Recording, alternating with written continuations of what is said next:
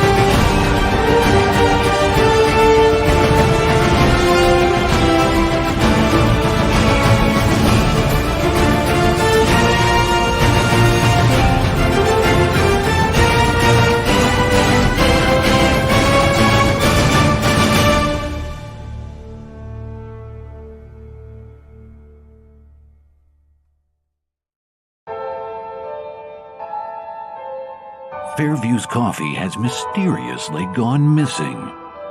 Mayhem ensues when strange, coffee-craving zombies plague the city. Detective Mickey Potatoes, an overworked public servant, uncovers why ordinary citizens are losing their minds and how to stop the coffee apocalypse. But it involves the mafia. And when you're dealing with mafia crime families, nothing is ever easy. The mafia controls everything in the city, including the police, including him. If he breaks the mafia, they will break him. So, the city is without coffee. The city is burning before his very eyes, but he's powerless. Detective Potatoes has the power to stop the coffee apocalypse, but if he does, he could lose everything.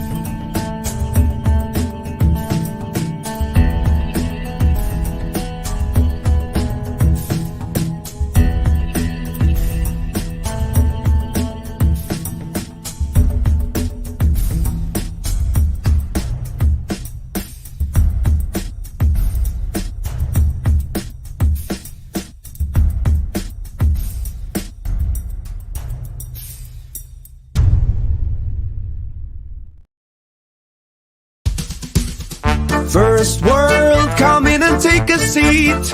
Pay us no attention, it's all conspiracy. We have satire and parody, some funny, some perverse. If none of it's offensive to you, you'd be the first.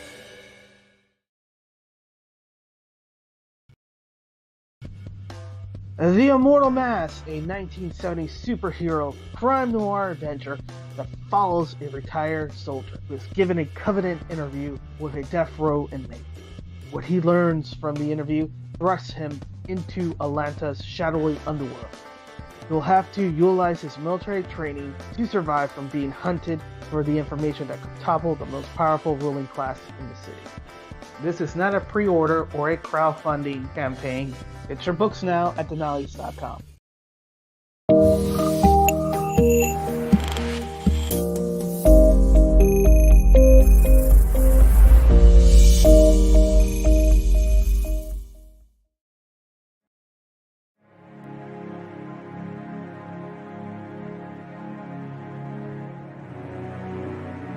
Raid of the White Leopard, Book 1, is the story of a band of Vikings that get caught up in a storm and wash up on a mysterious island. Written by Edwin Acevedo, the writer of The Ace, with art by Avery Butterworth from the Lost Pages. Back it today on fundmycomic.com.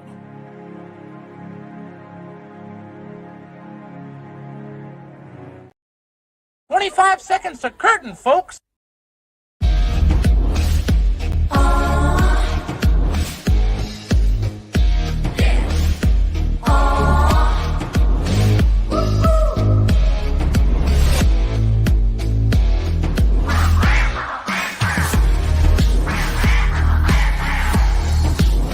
Your favorite podcast, it's Critical Blast. Good evening, everybody. I am RJ Carter, Senior Manager here at criticalblast.com, and lots of other things that I do. But tonight we're just going to focus on the podcasting. We have people in the chat already. Mike Walters has stopped by to like and share the stream. Say hi. Appreciate that, Mike. Just on Mike's channel last Friday night, by the way, over at the Mike stand, for the historic comic retrospective. And I'm sure I'm saying those words in the wrong order or leaving off a syllable or two. But basically, we get in there and we read Golden Age comic books out loud. We make silly voices. It's a ton of fun. If you haven't checked out the comic book retrospective on Friday nights, definitely do so. And of course, every other night of the weeknights, go in there for the niche news and this moment in niche history, which Mike covers nightly for everybody who tunes in. You know what they say, like and subscribe. Get out there and do that.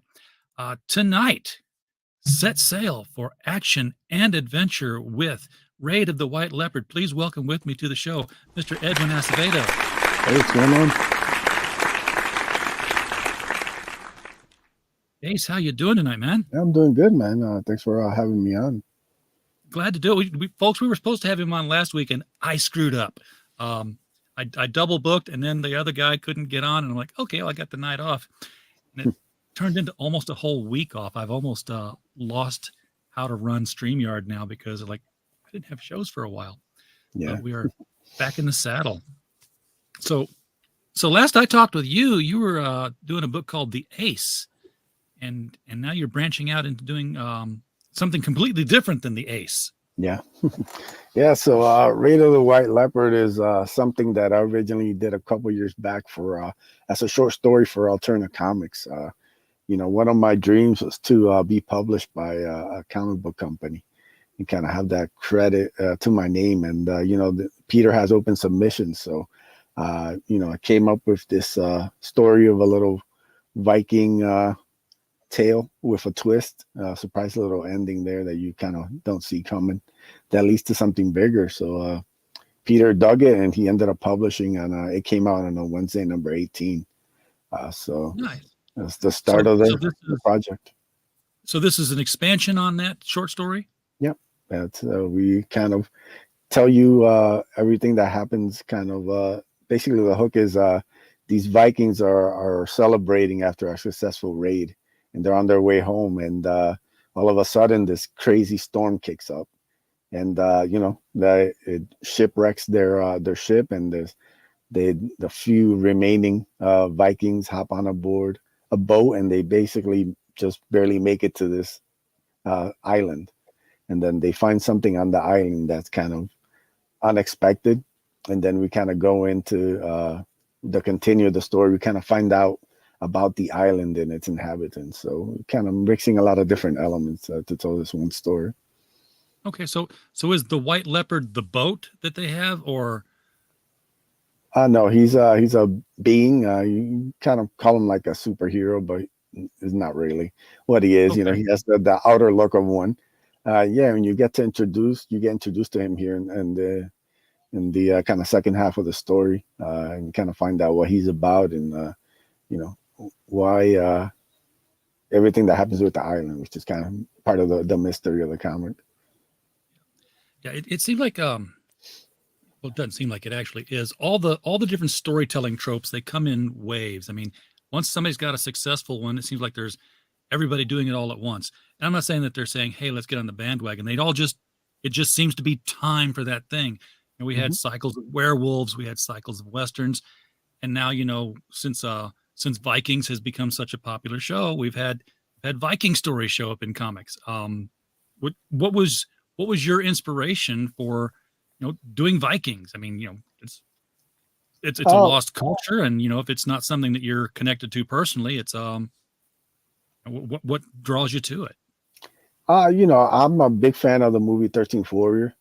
I religiously watch it. There was a time where I could almost quote the whole movie line by line. It's just like, I find it incredibly fascinating. I love the characters, the storytelling in that movie. And, like I said, I wanted to play with that, but I also wanted to kind of add my own twist to it. I didn't want to just tell like a traditional Viking story. I wanted to mix in some other elements that make the story super interesting. Like, like to me, my hope is that when you finish the first part of the story and you see like the little twist at the end, you go, whoa, all right, now I want to know more. And, back when you were reading the alternative version, you couldn't find out more. Now you get to like turn the next page and, there's more here. And hopefully, we can give you some answers, but also keep surprising you and keep kind of hooking you in more and more. Because, my idea with this is to do like a 3-book series. Was there a plan to continue with Alterna, and it just didn't materialize, or? No, like I said, that's more like a bucket list item. The idea of being published by a comic book company to have like my name in the credits. I ended up being in a book that has a cover by Kenneth Rocafort. What else can you do? Like that checks all the boxes there. And now, like I said, I believe in kind of this indie movement and kind of doing comics our way by ourselves and kind of telling the stories that we want on our own timetable. And, once I kind of finished up with Ace 2 and Bloodbone, Raid of the White Leopards was right there. It was just calling to me. So it was time. So how big of a story is Raid of the White Leopard? I mean, is this a couple of issues or is this open-ended? You just want to keep telling it? Oh, no, it's a 3-part story. This is the book 1's the beginning, book 2 would be the middle, and book 3 would be kind of the finale. I see it as like a big, almost like a HBO kind of special miniseries, like they just do these 3 parts and you get the full story once you get the 3 parts.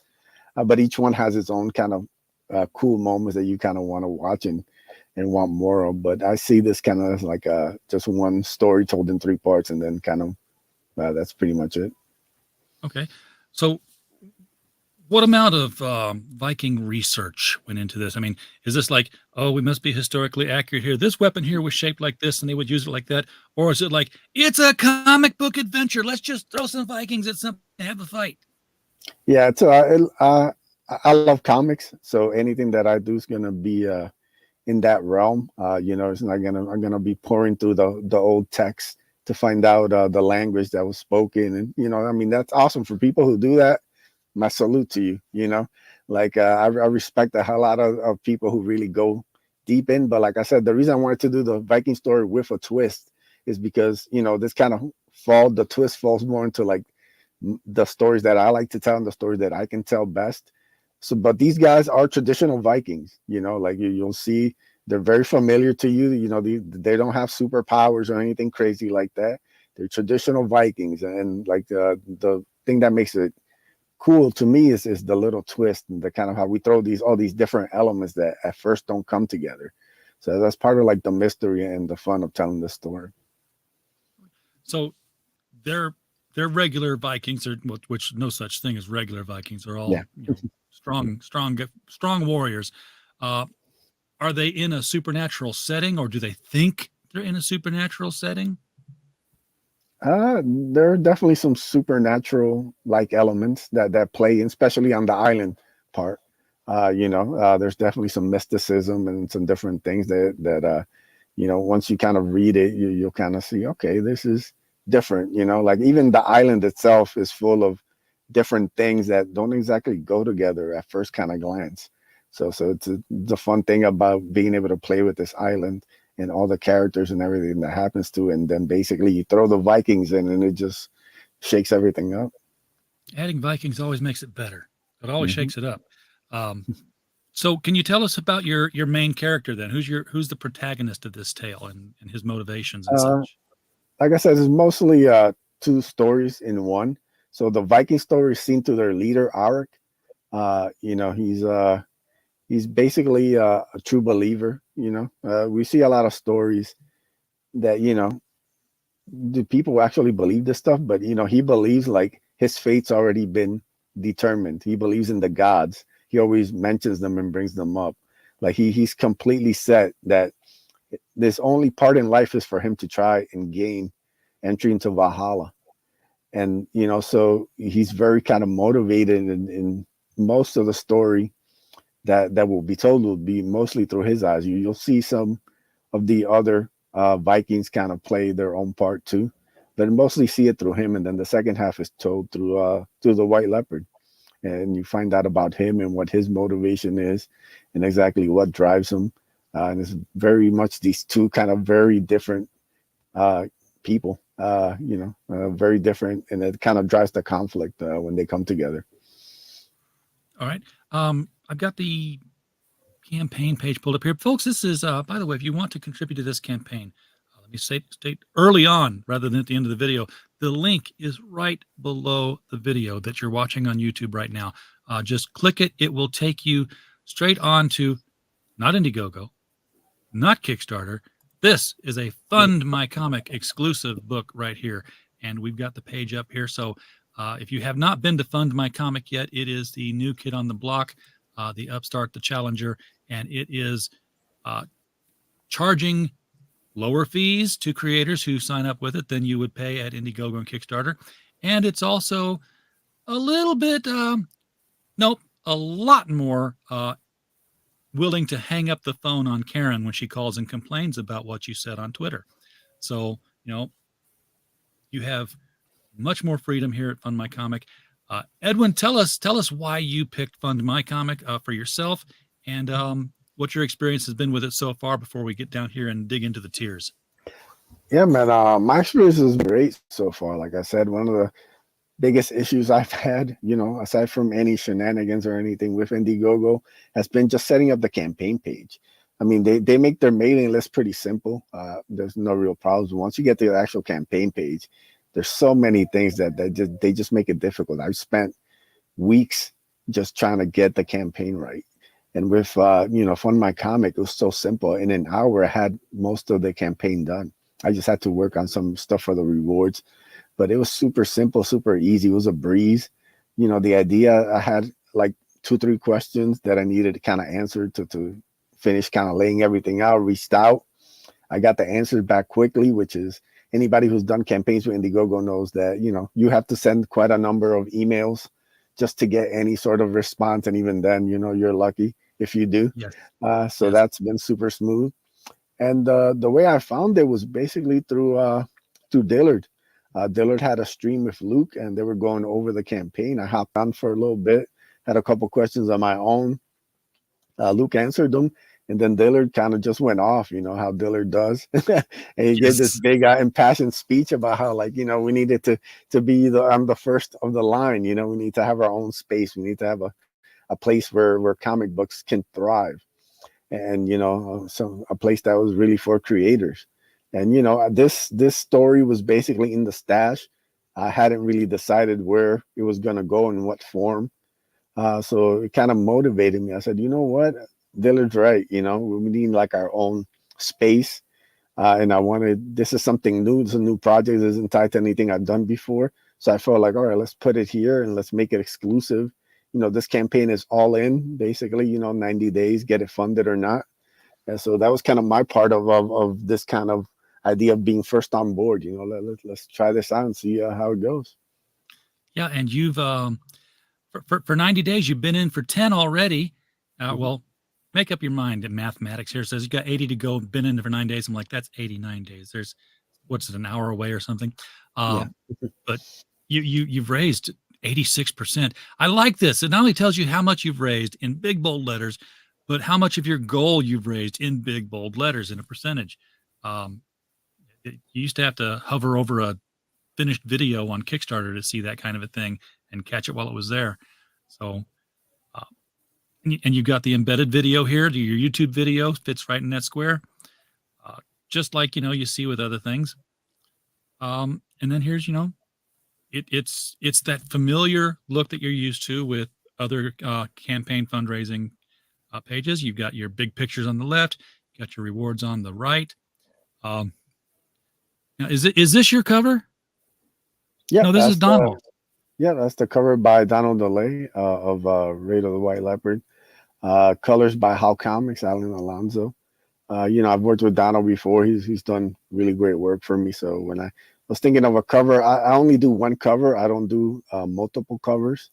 Every campaign just has one. And I wanted it to really kind of stand out and kind of grab you. And Donald kind of knows the stuff that I'm into and kind of how to make stuff really dynamic. So once he kind of gave me this page, I was like, yeah, this is the cover right here. And just how I'll put the finishing touches on it. Nice, bloody, popping. You see Auric in his glory right there. And just kind of captures kind of the feel that you want from a cover. So yeah, and it looks like he's taking down a Roman soldier. Maybe, I'm not quite sure, because I'm looking at this piece of equipment falling out of his hand here. So I'm like, what in the world is that? That looks like a Jack Kirby alien ultimate nullifier kind of thing made out of wood and topaz. Yeah. I mean, that's not, they didn't have brass knuckles or wood knuckles. What is that? Yeah. So who's he killing here? That's part of the story, I guess you could say, or part of something. Yeah, that'll probably come down the line. But yeah, basically this is I wanted something to capture just something dynamic and something that didn't technically spoil anything of what's going to happen in book one. So, I kind of let Donald go loose, but there is like a story of where exactly the Vikings raided for them to start the book. They basically start with a big celebration after the raid. This is kind of like filling in some of like what they were doing before that. So. And just to let you know how much of a badass this guy is, he's not stabbing a soldier. He's stabbing a stack of them. So this is very brutal and definitely shows, he's about to get 3 heads for the price of 1 swing here. Oh, very, very cool. So this is the interior art. Now this is you. I know this is Avery Butterworth. He's the artist on this. I'm the writer. So you're just the writer on this one. I'm gonna say the Puerto Rican Mark Polton. Yeah, this is what they call me. Okay. Yeah, but like Avery's a super talented artist. He's worked with Phil Diaz on the Lost Pages. He's done a lot of the people stories, and I really liked his. Actually, own a page of one of the people stories, and I remember looking at like just his like line work and his inks, and just thinking like, how would he look on a Viking book? it just kind of caught my attention. So I reached out to him, pitched him the story. He liked it. He sent me some character designs, and they just blew me away, man. Like a lot of times you get character designs, but they're pretty basic just because they don't have to be more than what they are. But he really gave me these detailed character designs of a lot of the Vikings and their armor and stuff. I thought was really beautiful, and I thought like, wow, so you're putting this much detail into like just the character designs. Yeah, I wonder what he's gonna do with the pages. And then he kind of gave me these pages, and it just blew me away, man. There's this detail of the lines, all that stuff is just beautiful. Yeah, the cross hatching, the dot pattern for the sky, that's something that is a real callback to old comics. Get that kind. I don't know what they call that. It's not zipatone. Maybe it is. But, it just looks cool. And they're like you said, they're celebrating on this page, but you can see the clouds are rolling in here, and as they're celebrating, here comes the big wave. It's going to be the sea a hell of a day at sea, sir. Yeah, and then I remember he sent me some of these early pages, and that bottom panel there really just grabbed me. I thought like, wow, it's like the character really came to life. Yeah, because you write them and you have like an idea what the character is and who he is. But I literally just remember looking at that bottom page like, wow, that's him. Like he just came to life, and this one panel here, and it just got better from there, man. And just love the reason why it's in this kind of gray tones and black and white is because Avery's a colorist. He's a good colorist. Like I said, he's done stuff for Phil Diaz, but it just like to me it didn't need anything. Once I saw like these finished pages, I was like, why would I mess with this? You know, Yeah. like why would this is the story here. The atmosphere it sets is beautiful. So like that was it to me. So many times color will just ruin great pencils and inks.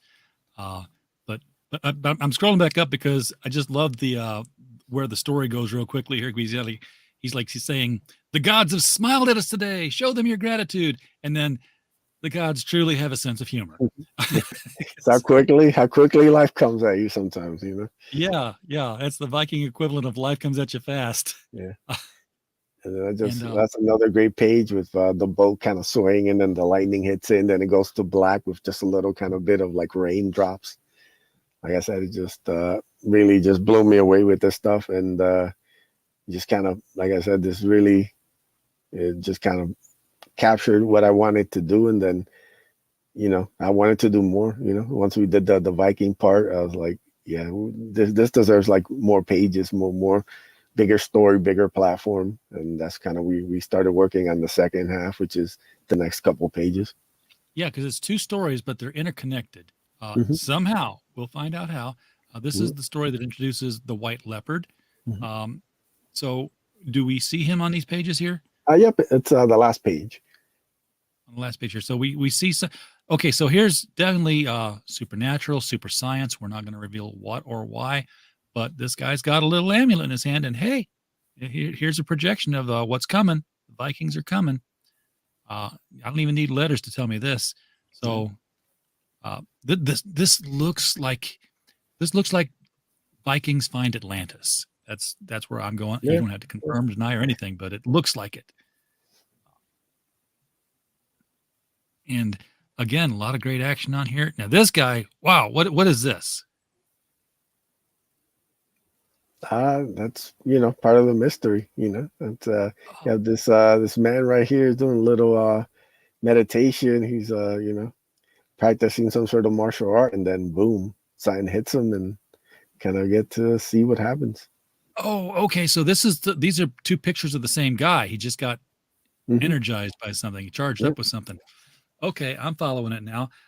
Fanta, hey, welcome. Thank you for popping in. Appreciate it. Well, it's not just me she's in love with. It's Edwin gets more hearts than I did. So better man wins. I'm teasing Fanta. Thank you for popping in. I appreciate it. So scrolling back down. Oh, this guy is taking over the top. This guy he's not Batman, but he's got on a fox head of some kind, or a wolf's head to leap into battle with. That will scare people. Then, you know, we have the pirates get introduced, and like I said, all these different you kind of go, how does this all tie together, you know? But stuff like isn't just tornado went through the children's library and got all the books piled into one. But you know, there's a plan with all this, all the madness will hopefully make sense to everybody once we kind of start laying stuff out.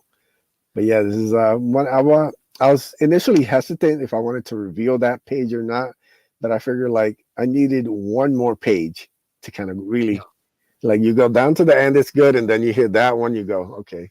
But there's still even better stuff coming. So I felt like, all right, I can release that one last page. Yeah. If you're going to promote a book called Raid of the White Leopard, show the White Leopard once. You got to show him. and there he is. And that is such a dynamic pose coming down on these pirates here. I don't know if he's good guy, another bad guy. We'll have to read and find out. So how are we going to read? How are we going to get this? Let's take a look. By the way, folks, look at this. He's already sold out of some of the reward tiers on Fund My Comics. So if you haven't acted yet, that should be your impetus to get in here, click that link, and pick something up. So you can get the digital for $12. How many pages are we looking at?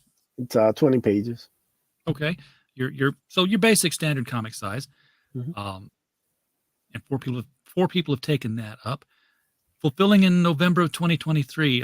That's what it says on the digital. Is that what it's going to be on the physicals as well, or? Yeah, it's basically a buffer date. I'm hoping to get it out before that. You know, the book's completely finished. All the art's done right now. I'm just working on the print file. I got a proof back, but it needs some work. So right now I'm just making some changes to it and making sure everything's right. So yeah, like I said, I'm not waiting on anything. I'm just kind of making sure everything is correct on the proof before getting it. Yeah, if you're at that stage, then you're going to be well ahead of deadline, and people are going to be very, very happy. If you want the physical copy, and who doesn't, spend the extra $3, and for $15 in shipping, there you go. Raid of the White Leopard through Fund My Comic, or $15 if you're in Canada. So this is how this one's set up. So Canadians will pick a different one, and will get the Canada only shipping. That's a unique way of doing it, but that's the flexibility of the site that you can do that with it. Yeah, it's super, super helpful that you can really set up all the specific shipping for different tiers, or you put it all in one. Like I said, as far as like the actual setup, which is, I spent a lot of time on my Indiegogo pages, just going back and forth, and just like, it's not easy. So I like the simplicity of this. It makes it a lot smoother to like run, and the less headaches I have, launching, the better. So. Oh yeah. I hate the headaches of launching a campaign. It's confusing, and you're messing with people's money. You want to do it right. Mm-hmm. So the easier it is and the simpler it is to follow, the better. If you want to get a second copy, folks, you can save $5 by going for the 2 for $25 option here. And you'll get, like it says, 2 copies sent to you. 4 people have backed this already. Estimated shipping November. I don't know what these were, but they're sold out. This was those were sketch card in comic bundles. I launched 3 separate ones. One by Shelby Robertson, the other by Joe Bond, the third one by Brandon Diaz. They sold out in the first hour, which was awesome. And I just added 3 more earlier today.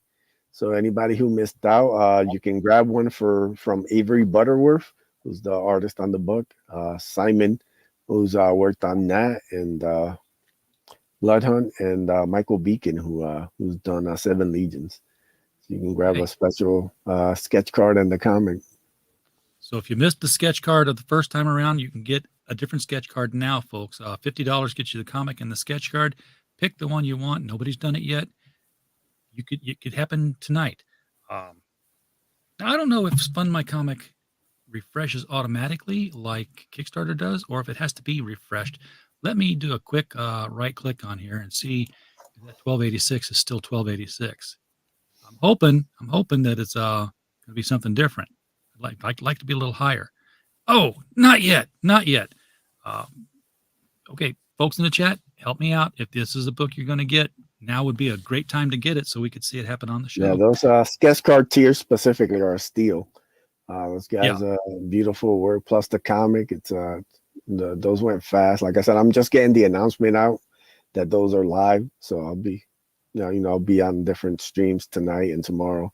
So if you're hearing this, and now's the time to jump on it before everybody else does. Now, for $150, you can get a page of the original art. So this was done in traditional art manner.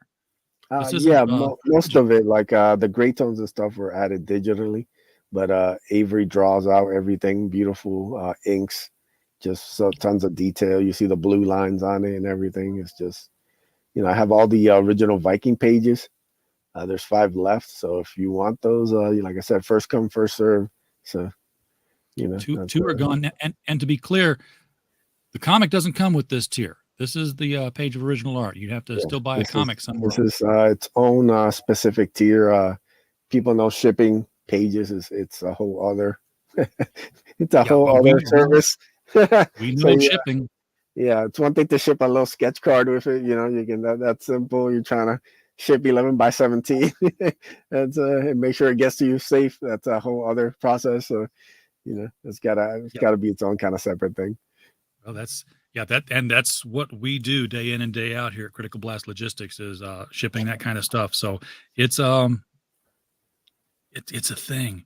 Oh, look at that! I got extra hearts. So thank you, Pat. I was on the tab for the campaign, so I didn't get to see the comments. Yep. Thank you, Mike, for pointing that out to me.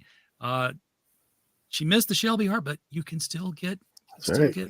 He said you can get if you like Avery's art, you can grab a sketch card. He did one of Captain Pharaoh. He's the lead pirate guy that you see on the bottom of that white leopard page leaping down, and he's got a nice part in this comic. So definitely, I'll tell you what.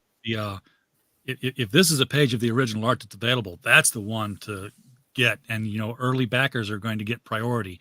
So 2 out of 6 are in. I don't know if this one is available. I'm just saying. No, not yet. But if we do sell out of the Viking ones, I'll definitely be reaching out to Avery because that means the demand is there to do more. I only did it this way because I've had some original art on other pages, and it just wasn't, the demand wasn't really there. But I think this one with Avery's style and the way that basically the how the page leaps at you without any colors or anything, I decided to kind of like take another shot at the original art. So, but yeah, if we sell those out, I won't mind reaching out to Avery and seeing if we can get some of these white leopard pages. I think that's going to be a thing. Now, how did you find Avery? I found Avery through Phil. Like I said, I was looking for somebody to team up with on my page 2 Alterna, and there's a lot of talented guys, but availability is it can get a little tricky, and I wanted somebody who could jump right into it. And I was looking at, like I said, one day I was staring up at his at the original page that I have of the people, and I was just looking at his inks, and then that alone, I just kept looking at him like, if he does it just in this style, he's drawing Vikings, how's it gonna look? And it just really kind of sparked me. So I reached out right to him, and I was giving him the pitch, and he dug it. And like I said, once he sent me back the character sketches, that was it. Like I was like, this is the guy. He's it.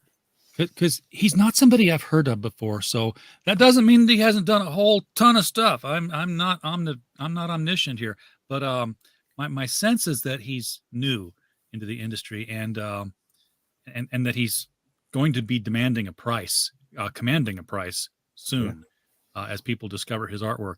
So the fact that one of the cards you've got right now, I think, make sure. No, I'm right there. The fact that one of the cards is by him, original artwork right there on a card, that's that could be an investment, folks.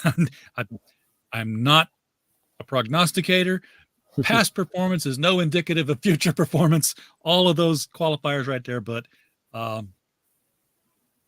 it's a chance that he might be somebody who'd be good to have original art from, especially early in his career. Yeah, like the reason, I just saw like he was doing some sort of like stream, and they were doing like just some original art he was putting up, and I just saw like the page, and I was like, wow, this is, because I had seen like I said, I knew some of his work, but just it's something about when you see the art at like its rawest form. The certain guys have like like Joe Ball's like that. When you see his actual pages, you just like, man, how is this guy putting so much into these? And it just makes you like, I need to have that. And then, like I said, Avery, everything he's delivered has given me that same kind of feeling. Yeah, there's such an intensity on the faces here when you get in close to him like this, and the structures that he's got in here. This boat, that's look at the bow, whatever the thing is called on the front there. Mast. It's not the masthead. It's I used to know this word. Anyway, it's a head at the front of the boat. So it's a big dragon head. All of this is cool. I'll bet if this was in color, this is probably some sort of a red flame on the white shade here. White shade. It's a sail, RJ. I don't sail. I don't get on the water. No. And it's probably a good thing. Yeah. So how was what's the schedule going to look like for White Leopard 2 and 3, given that you've got other projects that you're juggling, right? Yeah. I'll tackle this probably early next year. We'd probably go to look another round of Unfund My Comic. Now Avery's pretty quick with the pages, and like I said, we're not doing like a big 60 page where it just takes time. He's the turnaround would be pretty good for the first quarter of like next year. Okay, that's good to know, because you want an artist that can deliver on a quick schedule when you're ready to go. I was going to say, 80 days to go. That seems like a long time, but folks, don't just say, well, I got 80 days. If you're just going to get the comic, yeah, 80 days. Those cards, the original art pages, that's something you're not going to want to sit on and wait for. If you're even thinking about it, if you've got the funds for the backing, don't fund something you ain't got the funds for. Don't do that. Don't go into don't bounce any check, folks. Be smart. Yeah. But this looks like it's what's your feedback so far? I mean, you had any beta readers go over the story? No, usually I spread it around the hardline guys. It's a good number of us, so I always get their feedback on everything. And like I said, the story's been done for a while, so they've all seen the finished lettered pages. I've shared the PDF with them, so they got like their feedback on it, and put little twists and different kind of like changes, spelling, all that kind of stuff. Even though my letter SK is great with a lot of that, it's always good to have a couple extra eyes to kind of just double check everything. Yeah, definitely. Many sets of eyes are good. Captain Infinity, I think you're right. It's the prow. But I sure thought there was some pretty word about the actual big figurehead. Might even be that. But it's called something. And of course, folks, as we approach the top of the hour here, be sure to pop over to Mike Walters' channel. As I mentioned before, the Mike Stand. It is, all the niche news in comics, anime, manga, and professional wrestling. He'll be going over for the evening. So be sure to check that out. And while you're there, do hit the like and subscribe. The link is in the comment that he just posted. That's why I gave him a wrench. I almost said that's why I gave him a hammer. I don't know why. How much of this have I drank? It's not that much. I shouldn't be falling over words like this. Oh, wow. I'm sitting here wondering, what's wrong with my StreamYard? Why is it all screwed up? It's just the fact that I've actually scrolled the page to a point where it lines up with the back. Like, that's weird. Yeah. But it works.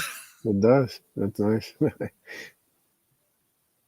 I'm trying to think what else I should be asking about this, because we got a little bit more time.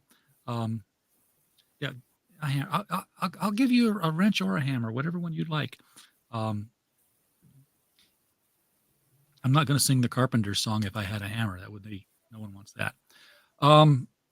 So being 86% funded in the first 10 days, I mean, that's a admirable thing to happen, even if you were on, a highly trafficked site like Indiegogo, to get, that close to being fully funded that quickly. Were you surprised at all, or did you have like a feeling in advance that, enough people knew that they were going to jump on it? No, I was actually, this is probably the most nervous I've been for a launch. Just because, the project is so different from a lot of the other stuff I've done. And, like I said, I'm one of the first, along with Dillard and a couple other guys, that really kind of launching this is a Fund My Comic exclusive, going all in. I've had successful campaigns on Indiegogo. So again, that's a different kind of story, different platform, different, just everything. So you kind of never know. It's a little nervous, but been super happy with, how things are going so far. Like I said, just trying to get this last couple 214 to get it fully funded. And then I can kind of take a deep breath and know that, we're making this happen. And then, like I said, once we hit the 1500, I'll be showing the art for the first stretch goal. And I think people are really gonna like the art and the artist. So that's another thing I'm kind of excited to put out. So that's right, because like the other platforms, Fund My Comic does allow for stretch goals, and you're going to be putting out some art pages for that. 1500 being the so 1500 is goal and stretch goal, the first one. No, it's just the reveal of the first stretch goal. The actual first stretch goal to unlock it is 3000. Okay. Yeah, so we want to hit that.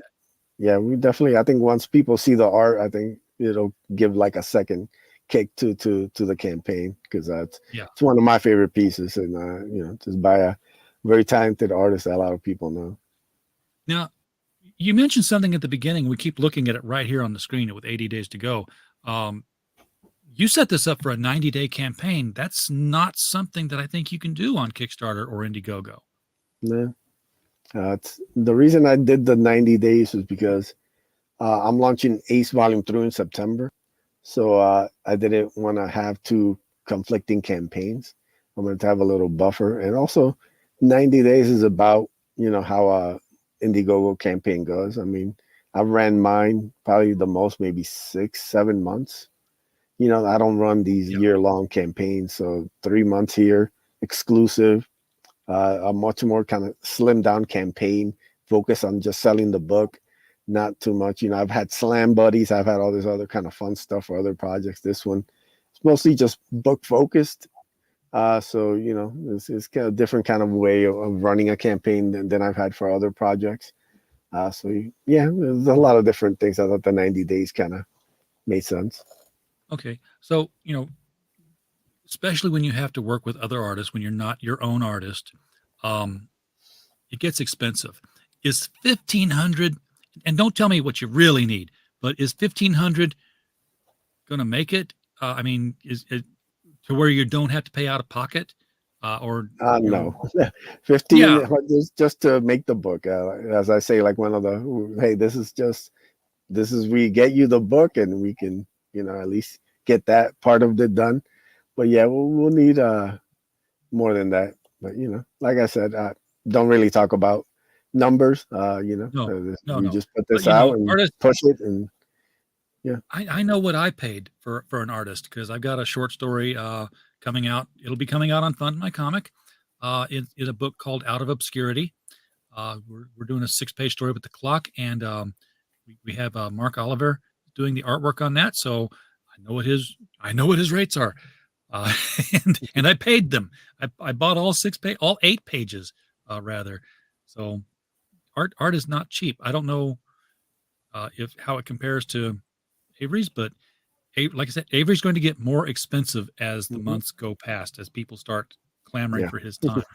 So look at that. You can put links in there now, can't you, Fanta?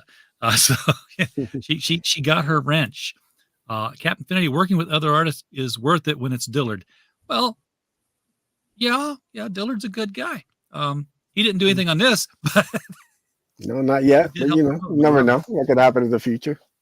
It could. Hey, might be another set of sketch cards have to come in, and you call him up and say, "Hey, Mr. Dillard." And yes, Mike, I know you reminded I learned about the clock through the Historic Comic Retrospective, which again, we every Friday do tune into that. The clock, by the way, is the first American masked hero. The Phantom's the very first, but he's British, so he gets an asterisk in my book.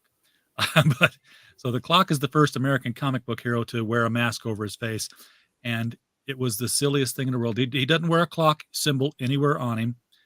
He sees a crime happening, and it's the 30s, so he's wearing, as everyone did, a 3-piece suit with a fedora hat and a tie. And he just pulls out his handkerchief and tucks it up in the front of his hat so it hangs over his face with little eye holes. That's his mask. Oh. Yeah, it works. There you go. Captain Finity was talking about his own book, which I didn't know you had one going. So you need to be promoting in more places, and then you need to bring that book over here and let us talk about it for an hour. So hit me up. You know how to do that. We can promote your campaign when you're getting ready to go. And yes, Dillard is the coolest. If he's reading this, he will definitely know that you said that, just in case he's watching the video later and the chat isn't playing. Fanta thinks you're cool, John. I love John's broadcast, because first time I interviewed him, I was like, "Do you have a show?" He's like, "No."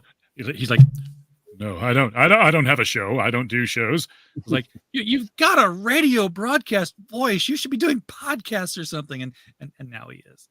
So, and it's not because of me at all. I'm just saying that one thing happened and then another thing happened in order. He runs a great show. Do you have a podcast yourself, Edwin? Yep, I do something I call the Writer's Cut stream. I do it basically every other Sunday. I did a stream last night with John from Desolate Soul Studios.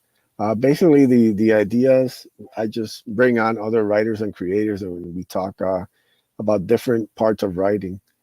Yesterday, we were just having a talk about influences and kind of, different how writers have influenced our work and stuff that we're really into. But sometimes I've had Michael Brankoff on. We talked about writing for a sequel, and a bunch of the Hardline guys have come on. It's been a really fun stream. I've been doing it probably for like 2 months now. It's been the 45, 50 minutes go by like that, man. I remember me and John were talking about, some Spider-Man comics and, and we're talking about like Green Lantern comics, and we just kind of like that 45 minutes. I looked up at the clock. It's like, all right, it's time to end this. But they're just fun, easy conversations, and hopefully, any aspiring writer or guys who want to get back at it can, get maybe a little inspiration or just kind of, get that recharge from it. It's been a lot of fun to do it on my Drawn Aces CG channel. I need that. I need to watch that show because I see so many drawing streams, and I'm like, I can watch it for a little bit, but I can't draw, so I don't learn anything from it. I don't have any input to it. I'm like, yeah, it's a pretty picture. I'll come back in an hour when you're done and see what it looks like then, because otherwise it's just slow magic to me. Because it's just like I have no idea how you're pulling that effect off, but it's good. But yeah, it's writing. I would much more be interested in, because yes, making comics is hard work, Captain Finity. That 8-page story, I slaved over how to start that because I'm like, I started writing a script. No, I had to actually do pencil sketches and stick figures and everything to lay it out. I said, I would much rather write another 100,000-page Destroyer novel than write another 8-page short story. So yes, follow Edwin on Twitter at Edwin Aces, and then T and all that. Yeah, just click the link. I'm not gonna read the whole URL thing out there. Edwin, we have reached the top of the hour, and I'm going to give us one more hopeful reload on the page just to see. Fingers crossed. Drum roll.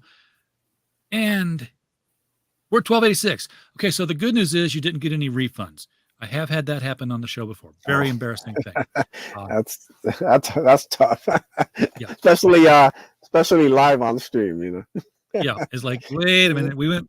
I was like, the number changed, and they're like, yeah, it went backwards. I'm like, oh, that sucks. So we don't play our celebratory video when that happens. I should maybe come up with another one. No, but anyhow, thank you so much for bringing the Raid of the White Leopard onto the show tonight. Looking forward to reading this one. I'm gonna make this part of my collection here soon, and I'm gonna want to read. Are you gonna compile them all into one when it's done as a trade? I want to do like a big trade. Maybe get Avery to do like a new cover and just kind of do his own thing. Maybe have him color that.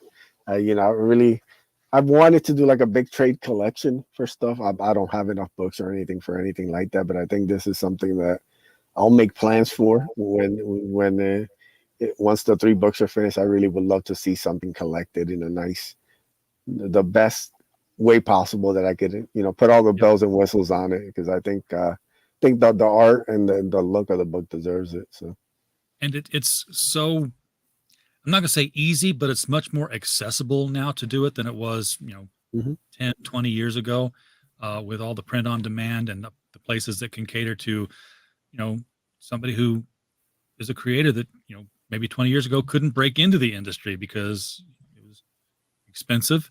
You had to have a publisher, and now you are the publisher. I can only imagine how much easier and bigger the industry is going to get in the next 5 to 10 years.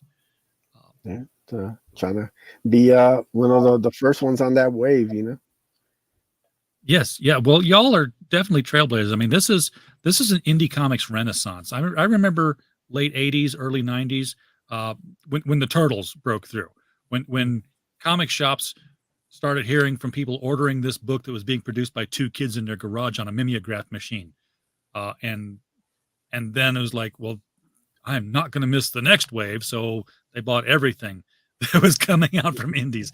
And you had every black and white thing. And a lot of it was good. A lot of it was not, but it was all there. Same today, there's this new wave of creativity coming out through crowdfunding and print on demand. And a lot of it is good. A lot of it you might want to take a second look at. But if you're looking for the stuff that is good, come to this channel because the good stuff shows up here, like Raid of the White Leopard. So this is where the good stuff is, folks. Everybody in the chat, thank you so much for coming on tonight. We do appreciate you being here. We don't have a show without you. And as always, while you were here, click the link below the video. That's where the link is. Go to Fund My Comic for Raid of the White Leopard. While you were here, we just hope you had a blast. Good night.